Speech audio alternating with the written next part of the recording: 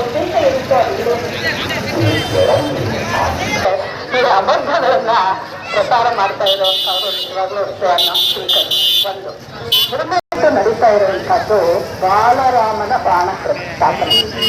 ಈಗ ನಾವು ಹೇಳಿದ್ರಲ್ಲ, ಈ ಮಿಸ್ಟೇಕ್ಗಳು, ಈ ಅದರ ದುರಂತಗಳು ಈಗ ತಮಿಳುನಾಡು ಸರ್ಕಾರದ್ದು ತೋರಿಸ್ತದೆ. ಗವರ್ಮೆಂಟ್ ಸಿಂಬಲ್ ಕೂಡ ಏನಿದೆ ಅಂದ್ರೆ ಸಿಂಬಲ್ ಇಟ್ಕೊಂಡೆ ಗವರ್ಮೆಂಟ್ ಇದನ್ನ ಹಾಕ್ತಾರೆ.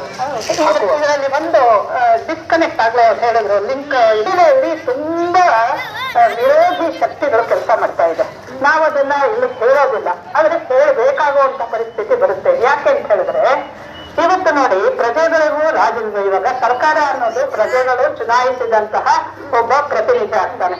ಆದ್ರೆ ಎಲ್ಲರೂ ಕೂಡ 100% ಎಲ್ಲರೂ ಚುನಾಯಿಸಿದ್ದ ಅಲ್ಲ. ಬೇರೆ ಬೇರೆ ಕಾರಣಗಳಿಂದ ಇವಾಗ ಈ ಪ್ರಜೆಗಳ ಆಶೋತ್ತರಗಳು ಏನಿದೆ ಅದಕ್ಕೆ ತದ್ವಿರುದ್ಧವಾದಂತಹ ಸರ್ಕಾರಗಳು ಬಂದಿರೋದು ಉಂಟು. ಅದು ಹಾಕ್ತಾ ಇದ್ದೀವಿ. ಇದು ಇವತ್ತು ನಾಳೆ ಮುಗಿದು ಹೋಗುವಂತ ಕೆಲಸ ಅಲ್ಲ, ಹಾಕ್ತಾ ಇದ್ದೀವಿ. ಇವತ್ತು ಈ ಇದರಲ್ಲಿ ನೀವು ಈ ತಾನೇ ತೋರ್ಸಿದ್ರಲ್ಲ, ನಮ್ಮ ತಮಿಳುನಾಡಿನಲ್ಲಿ ನೆರೆ ರಾಜ್ಯದಲ್ಲಿ ಮಾಡ್ತಾ ಇದೆ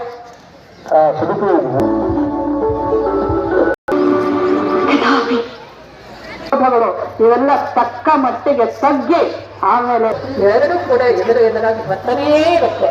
ಇವಾಗ ಮಧ್ಯದಲ್ಲಿ ರಜತ್ತು ಅನ್ನೋದು ಸೇರ್ಕೊಂಡು ತುಲನಾತ್ಮಕವಾದಂತಹ ಈ ಜಗತ್ತಿನಲ್ಲಿ ಅದು ತತ್ವದ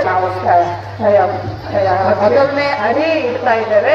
ಕ್ಷೇತ್ರದಲ್ಲಿ ಆಡಾಟ, ಆ ಹೋರಾಟದ ಉದ್ದೇಶ ಏನಾಗಿತ್ತು ಅದೇ ಈಡೇರ್ತಾ ಇದೆ ಅಂತ ಅದನ್ನು ನೋಡ್ತೀವಿ ನಾವು.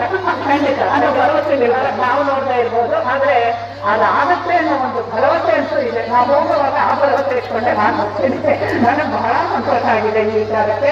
ಯಾಕಂತ ಹೇಳಿದ್ರೆ, ನಾವು ರಾಮಾಯಣದ ಈ ಕಥೆಯನ್ನ ಕೇಳಿದ್ದೆ, ಆದ್ರೆ ಅದರಲ್ಲಿ ಪೂರ್ತಿ ನೀವು ಆ ಚಿತ್ರವನ್ನ ತಗೊಂಡಿದ್ದೆ ಆದ್ರೆ ಯಾವುದೇ ಸಮಯದಲ್ಲೂ ರಾಮನಿಗೆ ಸಮಸ್ಯೆಗಳು ಇಲ್ಲದೆ ಇಲ್ಲವೇ ಇಲ್ಲ.